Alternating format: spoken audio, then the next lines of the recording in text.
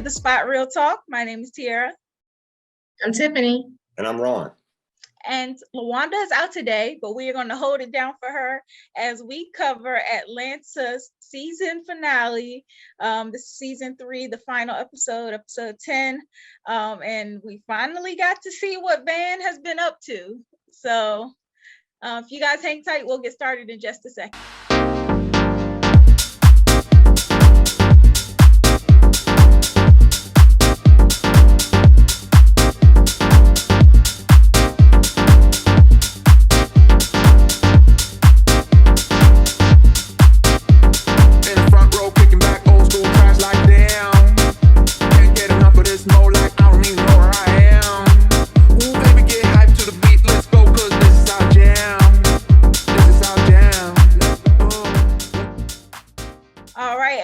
We are back, and like I said, we are talking the season finale of Atlanta. This has been a great season so far, and this episode 10 was titled Tarrare. And Ron, I think you have some background on that title for the episode. Yes, I do. It was, as we were watching the show and they mentioned Tarrare, and I'm scratching my head trying to figure out why they called Van that. And I'm still not quite sure why, but Tarrare was an actual person. He was born 1772, died 1798. He was actually a French soldier who fought in the Revolutionary War, but he had a condition called polyphagia. And polyphagia is a condition where you can't get full. And so he ate. And what he ate, this man was relentless, had a relentless appetite, but he was known for eating things like rocks, corks, live animals. He ate eels, he ate live cats. They hospitalized him to find out what was going on with his metabolism. And while he was in the hospital, they fed him live animals like cats and eels. He would actually bite the head off the eel and eat it whole, eat the cat whole, everything. He was they even said he ate dead people. There's a book out by Emily Ann Brunt called The Man Who Ate the Baby. Now, that right there is a story that we can't determine if it's true, but he has been labeled as eating a 14-month-old child. They say that because the child disappeared while he was in that same hospital that the child was. So that interesting fact and how Donald Glover brought this in is just amazing. I mean, outside of the craziness of the whole entire show, but it was amazing how he brings in these little facts. Yeah, and at one point you heard the guys who were chasing after Van reference her as Tarrare, and they said, the guy who ate the baby. Exactly. Yeah, so since it is like staged in Paris, France, I guess they're bringing the French history into the episode. Exactly, because he was a Frenchman. Right. Yeah. And so, you have something to add, Tiffany? Now, I was going to add what LaWanda, if LaWanda was here, I know she would have added, because she sent us an article about the history of Belgium and the Belgians' black hand and chocolates. And it was a whole history about they had this demon that was by the river. It's based in mythology. And then people who failed to pay to cross the river, he would hack off their right hands. And then they were saying that there's this King Leopold II that took over Congo. He kind of had the same type of brutality towards the villagers, to black folks. And the whole theme of this series, this season has been an undercurrent of racism. So, with this, like, they would hack off the villagers' hands, black hands. Yeah, which we've seen them dining on. Yeah, which we've seen them dining on. So I just feel like this season was definitely rich with history. And that article that LaWanda wanted us to reference is really pertinent to this episode. And even in Belgium, they're still making chocolate hands. They still do. Yeah, they still do. Yeah, so it's like so many things that we may not be privy to as Americans, but the traditions across overseas, like the Black experience in other countries, is a completely different thing than what we're probably used to. So I'm glad that they're bringing that to the forefront. and kind of giving us the background and the information on how that experience is for them. Because, you know, for a lot of people that haven't really been outside the country or are not aware of the history, we might not ever know these stories or understand how their racism is, because it is a little bit different. Yeah, you know what? And I think it's important to highlight that, because I think people always think that there's racism in America. And, you know, people always would say, like, you know, get mad that Black actors who may be British, that they're going for roles. And like, well, I wish that would have gone to a Black American because they don't understand, you know, slavery and stuff. And I'm like, no, slavery was pretty much global. And, you know, there was racism all over the world, not just in America. It still is, yeah. So it doesn't matter where you settled, you're still Black. Right. Yeah. And so, like, we get to see kind of what Van has been going through this episode, because we referenced this. I think we caught this pretty early on, that she was probably going through something. She had been acting very erratic the entire season. It was kind of like she was just not herself, and we seen that early on. So this episode finally addresses it, and she has really completely taken on a whole different persona. She's got this, you know, fake accent, the fake French accent. She's kind of stereotypical French, wearing the striped shirt with she got the baguette. It's kind of like her signature of being a French woman. And she's wearing the red lipstick, doing like the whole stereotypical French person. And her friend, who we know from Atlanta, she was in the episode where they were at Drake's house. And so here they both are in Paris, and they run into each other, and she kind of calls her out, like, oh, you know, like, what's going on? Like, what's up with this whole, like, what's going on? This isn't you. Mm-hmm. And Van kind of like brushes her off, and just like, this is who I am now kind of attitude. And her friends, of course, are just like, well, we want to tour the city with somebody local, and you're local, so we're gonna tag along with you. Well, they wanted to have fun, because it was like, oh, we're gonna do this, we're gonna do that. And they're like, no, we want to party. And, you know, as crazy as Van was acting, you know, they're like, I don't know her, but she seems kind of fun. They took her, I mean, she definitely took them on an adventure.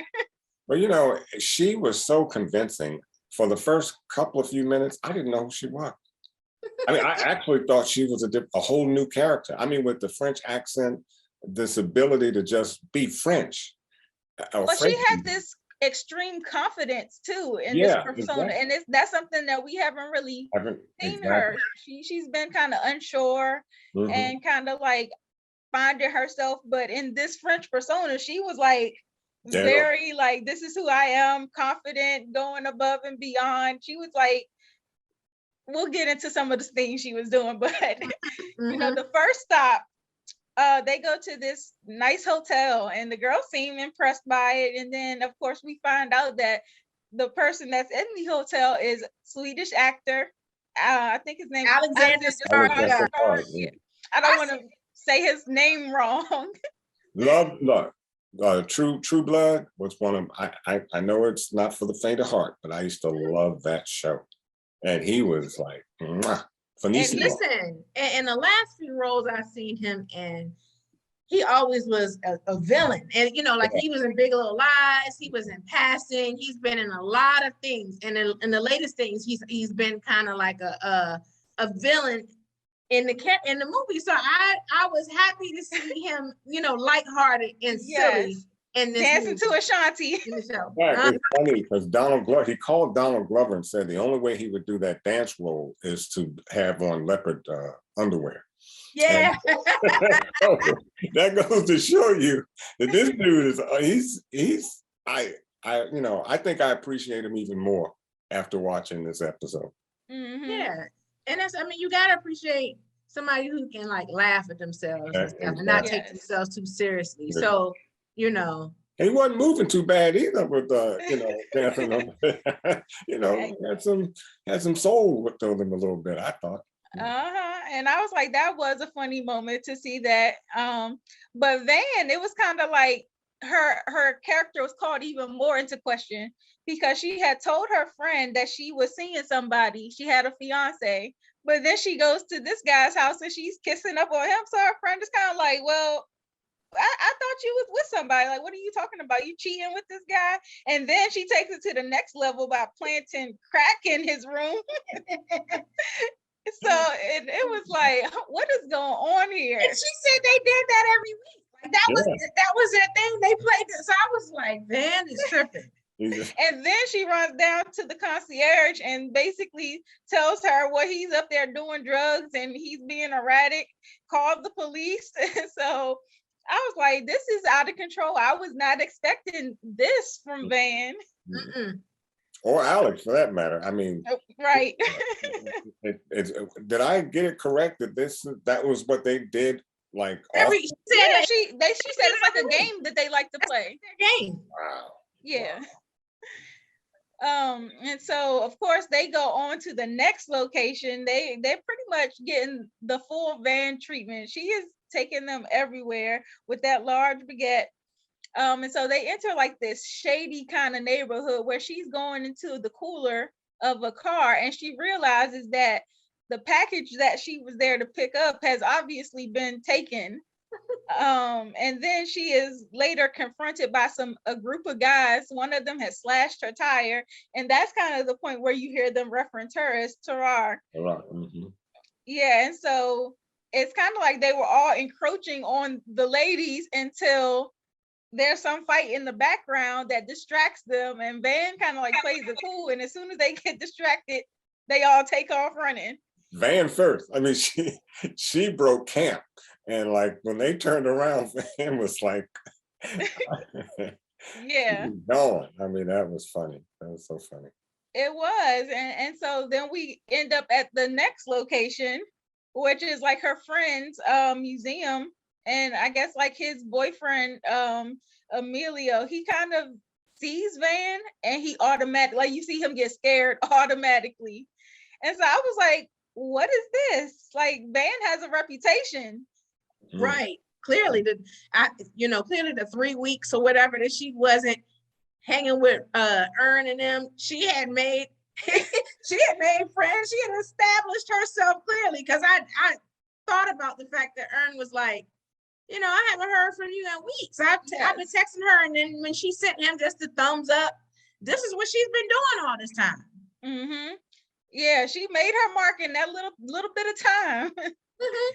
Yeah, that does come to the mindset of how I think you mentioned, Tiffany, a moment ago, the mindset of where Van must have been, because, I mean, it's one thing to disappear. And it's another thing entirely to not only disappear, but reinvent yourself. And that's exactly what she did. She reinvented herself, like to be someone to be revered in France. Mm-hmm. So, I know we haven't gotten to that point yet. I'll wait to touch on that more, but she mentioned that she saw this movie called Amelie, and she wanted to be like her, like Amelie. And Amelie was doing that in the movie. She was somebody who just went around and orchestrated things for other people's lives and created, her own world and things. And that's pretty much what Van was doing, even down to the bob, the look and everything. That is Amelie's look. So that she became her. She sure did. And I guess by the time they were getting ready to get the package back from the guy that had stolen it, we figured out what the baguette was for. And it was hard as a rock, and she beat the crap out of that guy with it. I love the way she explained how the baguette gets harder as you leave it out longer. And as she was explaining that, I then, like you, I understood now, why is she carrying that bread around like that? But, one of her girlfriends was like, yeah, I'm feeling it. But it made sense at that point, because my initial thought was she needs a sword, but she didn't need a sword. She had the bread. Oh man. Yep. So she does end up getting the package back, and by the end of the episode, they end up at this dinner party, which we realize that she's not just an attendee; she actually works there. Mm-hmm. And so now, like, all of the details of her life are starting to be revealed. We meet Marcel, the fiance, And then we see that she's being basically a sous chef in the kitchen. And it's like, at this point, it's so much going on with her in this whole weird day that has gone on, because Candace, she at first she tried to tell her friends, like, look, we not staying at this dinner party. This has been an erotic, I'm sorry, I said erotic, erratic. We got time. We got time. Well, thanks to Alexander, it might have been erotic too. Right. Not just Alexander. We got a little ways to go before we. Oh yeah. Yeah. But what I was trying to say, it was a very erratic day, and she's basically been taking them on this wild goose chase all over Paris. Mhm. And so she basically tells, like, let's get out of here. Her friend's like, no, we gonna stay. And we also realize that Alexander is at the dinner too, and he confronts Van about setting him up. And then she like spits in his face. And now this is where the game starts to come in, because I'm like, okay, this, I wasn't sure if he was being serious, if she was being serious about it being a game, or if that's just something she was telling them. But when he went into the bathroom to pleasure himself, I was like, oh, okay, maybe this really is some kind of game they play. He was definitely turned on by it. Yeah. Yeah, it was weird, very weird. Exactly. Very, very weird. And so at that point, it's like, okay, enough is enough. Candace finally goes over to her and is like, girl, tell me what's going on. Like, this is not you. And she's basically saying, like, well, if she moves on with it, Van is saying she wants to pursue this new life. She wants to get married and stay in Paris for good. And so her friend kind of questions, well, what about your daughter? Like, what about Lottie? Yeah, what are you gonna do? And so that's when we kind of see her, it kind of struck a nerve. That's the breakthrough. Yeah, yes. when she brought up the daughter. Yep. Yeah, and so it was like all things that she had, this whole facade that she had been putting up the whole day, she just fell apart and came completely undone, started throwing things.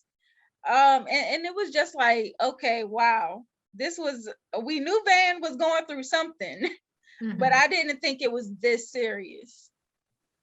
So did you guys have any thoughts on, like, I guess, what's been going on with Van, and if it explains her behavior this entire season? To me, and did you guys think that it was this bad? Because I didn't see it. Well, I thought it was a mental health crisis. It was kind of subtle, because I was like, anybody who knows, has been watching all 3 seasons and knows Van's character. Van was always kind of like the responsible one. When she and Ern was together, when he first started out being Paperboy's manager, and he wasn't really getting money like that, where was he staying? Like, he was in between houses. He was homeless. He was staying with Van. Van was taking care of the baby. She was working, right up until the time that she lost her job, when they tested her and found out she, did smoke the weed and everything, failed the drug test. And I really feel like, sometimes when people lose their identity, like, she lost her job and she's always been responsible, and her parents seem to be, last season she took Ern to the Juneteenth celebration, and she seemed like she was kind of like bougie and stable and just really button up. And I think this led her on a quest to find out, like, who am I? I think we seen it early in the season, where she was kind of like stealing wigs and things like that. Yep. And I think we kind of, or at least I chucked it up as her just being carefree and just wanting to live her own life with no rules, no boundaries, and just do whatever she wanted to do. And kind of like take on that Darius type vibe, where like you just go with the flow. Well, she had, I'm sorry, go ahead. No, go ahead. No, to me, she had some sort of psychosis, and I think that last episode showed that it's more severe than I thought. Because initially I thought, well, why isn't she able to handle it? Black women go through this every single day. A lot of them do. There's no husband at home, or no male figure. They have to work 2 jobs, take care of 3 or 4 babies, and they still find a way to keep themselves sane. This woman just went off the deep end because she had problems. Yeah, I get it. Problem. I'm just saying, People have problems, and sometimes people go off on the deep end, but I think her problem was a little more serious than most. She was psychotic, and it's it was even interesting how Candace was able to bring her back to some sense of normalcy just by bringing up the child. So there's some hope there, and hopefully, she did say she wants to go home. Hopefully, she can go home and Get therapy. Get therapy, but she really, really needs some. Yeah, she and does. at the core of it, like again, once Lottie was brought up, she kind of started telling Candace how she had felt off for a while. And then she starts recalling this story about like when she was driving one day and she said she felt like she was a terrible mom to Lottie. And so she had like this urge to almost like kill herself while she was driving. So she like closed her eyes, but then like she like shook out of that. And at that point, I think she felt like she didn't want to do that to Lottie, but she also needed to find herself some kind of way. And so I guess the next best thing was for her to leave Lottie with her parents while she goes on this self-exploration trip so she can kind of like figure out who she is and who she wants to be. And that's when she kind of brought up that Emily story, like how she wanted to be like her. And so it's just like, I think that she really is lost. She doesn't know who she is anymore. And I think the pressures at home, it kind of like forced her into a bad spot mentally. And again, like you kind of said some of this, but I'm just reiterating. But I think that she really is having like a mental breakdown. Absolutely. I think a lot of times, especially in the Black community, and more people are talking about it now, like mental health is often downplayed with in our community and stuff. And even when I was talking to my son about the episode, and he was like, "Oh, Van is tripping and this, that, and the other." And I was like, it's interesting to hear the men talk about this than opposed to the women. And I was like, wait a minute, I've seen some men break because of, situations happen with the job, things happen all at once or whatever. You just you never know what people's triggers are. And if she was having like suicidal thoughts, who knows? She could be bipolar, she could be undiagnosed bipolar or whatever and stuff. And a lot of times, us Black folks, we spiritual people and everything. Sometimes we like, well, we gonna pray, we gonna pray it away and stuff. And and I definitely believe, as a Christian, I definitely believe in having that spiritual support. But sometimes we also need the mental health support. We do need therapy and the 1-2 punch in addition to our spiritual foundation. Yeah, and now I'm wondering how Ern will react once he gets wind of what's been going on with her, because she's been so evasive with everything and just like trying to keep him out her business, keeping him at bay. And it's going to be interesting for him because they share a child together. Like that's why she would keep it at bay, because what would he think? Like, would he say like, hey, okay, you're not stable, then maybe the baby needs to come with me? Because that's one of the things that my son was saying too. He felt the psychotic break came because of, he feels like Van is jealous of Ern. He was like, she was the one who was always up and who was always together. Now Ern is up. He's big now. He's managing Paperboy. So he was like, it seems like she's coming undone now that Ern is up. And I said, I don't think it's jealousy though, but it could be, she could be feeling a way like, man, like there's a problem even with that. I mean, when you stop to think about it, you and your mate y'all are together, you got a child, and yes, she was holding it down, and then he does what he's supposed to, well, they weren't together anymore though. They weren't even. Yeah, but my point is, society expects a man to pull himself up by his bootstraps and become the man of the house and yada yada yada yada, so on, because they still have a child together. And so for her to feel any kind of way about that, to me, presents a problem in and of itself. And like your son, I agree, he needs to take the child until she's able to go get help, because her, in the Black community, a lot of times we don't get that kind of help because we can't afford it. We don't have the mechanisms, the health insurance to afford the kind of help.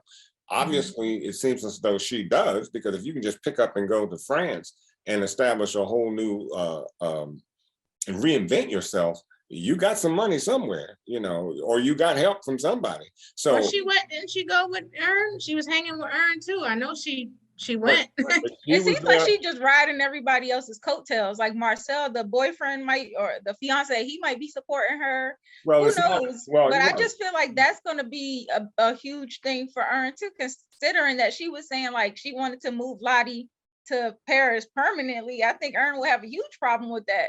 Yeah. And where would that money come from? So, we can surmise what her financial stability is, but I hope that her parents, when she goes home, that she can at least, somebody will talk to her parents and say, this woman needs psychological help. That's the other thing. Like, are her parents even aware? Because she seems like she's been keeping it from everybody, not taking phone calls and stuff like that. Let my daughter have a kid and then dump the kid off and go off someplace like Europe for 3-4 weeks at a, and not communicate what her problem is. You got a problem as far as I'm concerned. Right. She don't tell them what she told the parents though. She might tell the parents that she's on tour with Ern. They might think that she's, seeing the world with him or whatever. She may not have been really honest with her parents about what she's doing. And I think running into Candace, it's kind of like making her face the music. Like, okay, I can't continue this. I have to get back to reality. And so I think that this is going to be a turning point for her where she's going to have to start being honest about what's going on with her to everybody in her life.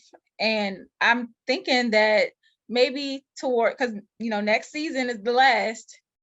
So I'm hoping that like by next season, they're back in Atlanta and trying to work through some of these issues.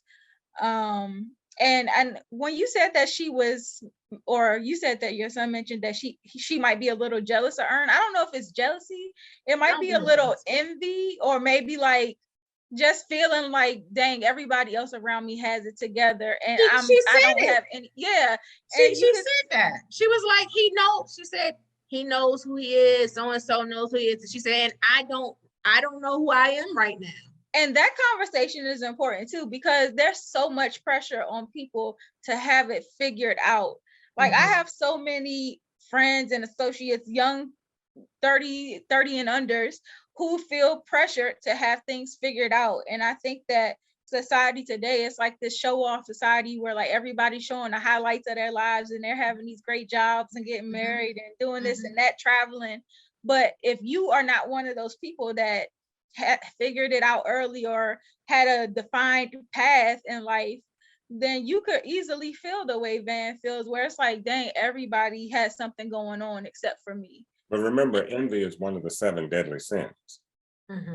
So it's not something to aspire to, because that's what it does. It does break you down. I mean, when you are so envious of another person's livelihood, how can you do better for yourself because you're too busy living vicariously through them or through envy through them? Well, as we can see by this episode, everybody's lifestyle ain't all this cracked up to be. No, the friend Candace, the only reason she was out there traveling all these places because she was going there to pee on men. Golden showers. And you know what? That's the same friend. Isn't that the same friend that she whisked in the town last time, and when Van was partying with her and she got high with her, and she was like, Candace was the type that she would always be, rolling with a high roller. That's funding her lifestyle. Yes. So Candace, like, so I ain't mad at Candace. I mean, you could if you $6,000 to give a golden shower ain't that bad. Sign you up. Sign me up. I'll go head down the water and I'll go anywhere. Sign me up. What's her name? It was Dasha, and what was the other girl's name?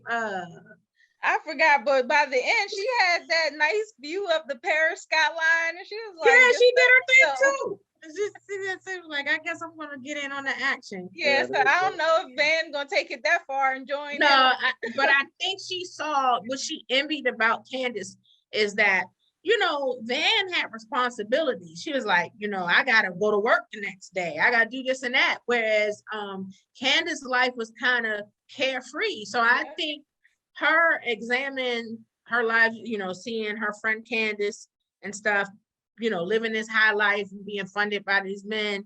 And then Ern's life is going up. Everybody, and she just was like, you know what? I'm always kind of button up. I think the pressure. And the other thing I was thinking when we talk about envy and all of that, us living in the age of social media, I remember reading this article, and it was talking about the study and how they said they didn't really recommend social media for young people because it's a lot of pressure on young people, and not just young people, everybody, because you see people living these lifestyles and traveling, people getting BBLs and and the highlight reel, the surgery and fitness, the slim tea and everything else. And it's like all this pressure to look a certain way and dress a certain way and travel and make this type of money. And then they shame you for having a 9-to-5 or, or whatever. So it really does take a toll on your mental health when everything that everybody around you is doing is nothing that you are capable of doing yourself. So I can see how that has a huge mental toll. And the suicide rate for these young college age kids, because just today, there's another story about a young lady who committed suicide, former sports person. She was in sports, and they believe that her coach and the school itself may have played some role in the sense of the hectic experiences that sports that these athletes go through, trying to be the greatest athlete and then having to go through class, and when they don't measure up, it falls on them. And so now they're talking about looking at the the NCAA, and looking at ways of possibly trying to identify if this is actually a problem. Because, lately I've been hearing a whole lot about these sports athletes that are committing suicide. So, and I think too, like you said, like when you brought it up, Tiffany, it is social media, because you look at these other kids that are doing well and you don't measure up and you think your whole world is gone. When in actuality, you're just living through someone else's lens rather than trying to figure out what's going on with your world. So it could be a culmination of a lot of things, but it definitely needs to be looked into, because I just get tired of reading it every single day. Yeah. So I hope Van can get the help she needs, and I hope she can let people know so that they can support her along the way. And we did get a glimpse of what Ern has been up to, like after the show started to end, there was a little clip of Ern, and he gets this package that he really wasn't expecting, and he's like, no, this isn't for me. But he opens the package, and there's a picture with a white family in it, and so the guy in the picture, he's the same guy that was on the boat in the first episode. Yes, and he was also the same guy that killed himself in the reparations episode. Yes. So it's kind of like tying back in together some of the stuff that happened this season. And so I'm like, well, what's the significance of this? Because he goes through the bag and he puts everything else aside, and all he takes out of it is a t-shirt. So I'm kind of like, well, is this? I was like, is he white, Ern? Is he? And that's the thing.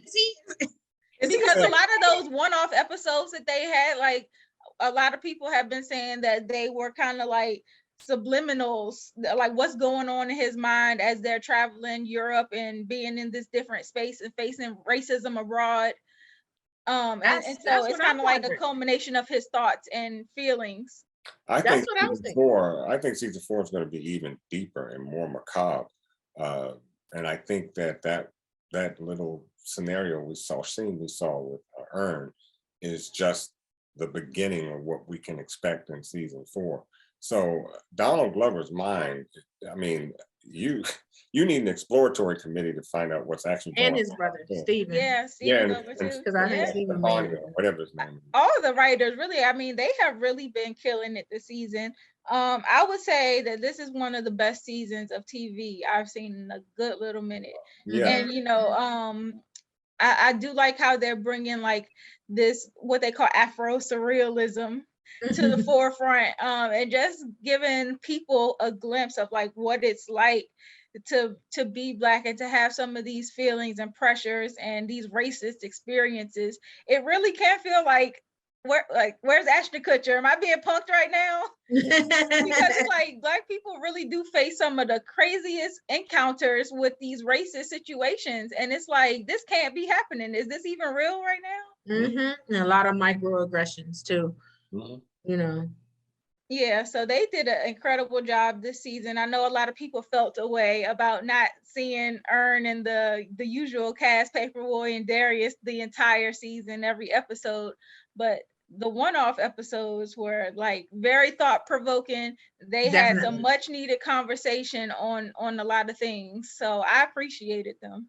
I'd like to see a whole program or show just geared toward one-offs like these. I love them. You know, they don't all, you know, series are fine. They you know, they have their place, but I really like these little short bursts of, let me give you something to think about. You know, yeah, I kind of like that. It's not predictable, and you really not, like, there's no way you could say what you're going to get from week to week with them.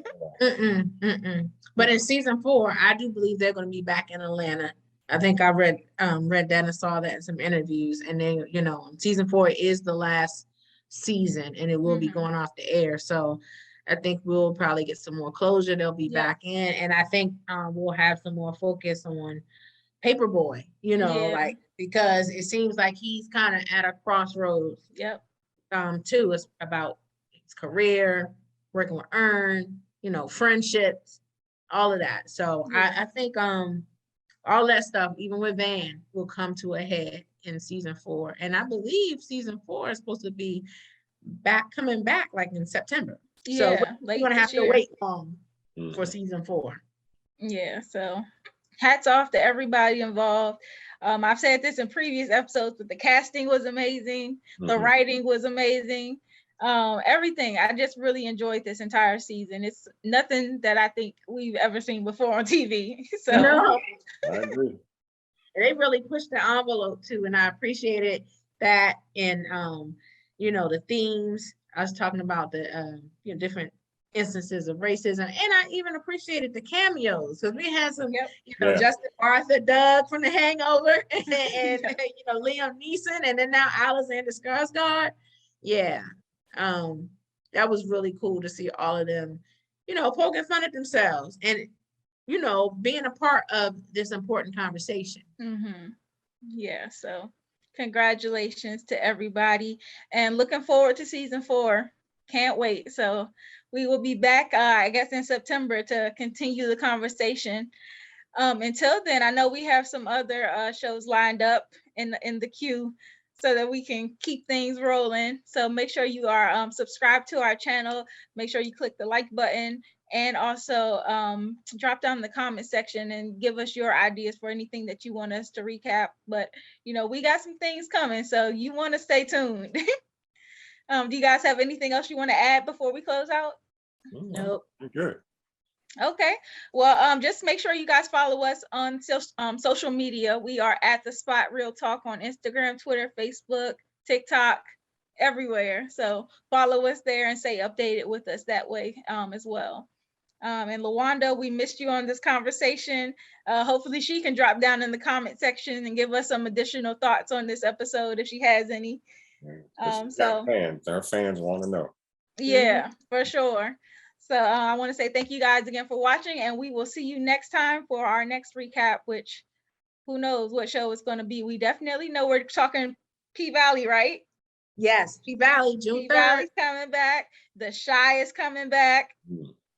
I know that there were a few other shows that we were considering. So we'll keep those in mind if we can squeeze in our schedule and try to work things out. But like I said, just make sure you're subscribed to our channel and our social media for updates, and we'll keep things rolling.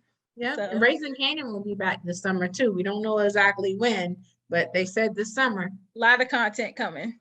Yes. All right, guys. So I'm waiting on Godfather. Oh yeah, Godfather of Harlem too. Yes, that's fan favorite. We waiting for that one for sure. Definitely. So thanks again, guys, and have a good night. We'll see you next time. All right. Bye. I don't mean to put it on your nose, but it's clear how my baby's running this the block cause you fear what you do to you if you get dirty hands in the near what you do, what she is, little boy, I tell you this, if baby wants this, she